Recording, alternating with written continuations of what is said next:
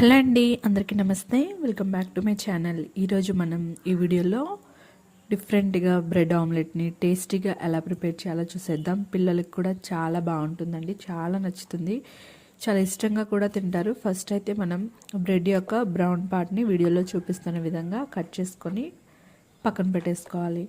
Next మనం ఒక mixing బౌల్లోకి ఎగ్స్ని బ్రేక్ చేసి వేసుకోవాలి. 6 బ్రెడ్స్కి 3 ఎగ్స్ పడతాయండి. ఇప్పుడు దీంట్లోకి కొత్తిమీర, ఉప్పు, కారం, పసుపు, గరం మసాలా యాడ్ చేసుకొని బాగా మిక్స్ చేసి పక్కన పెట్టాలి.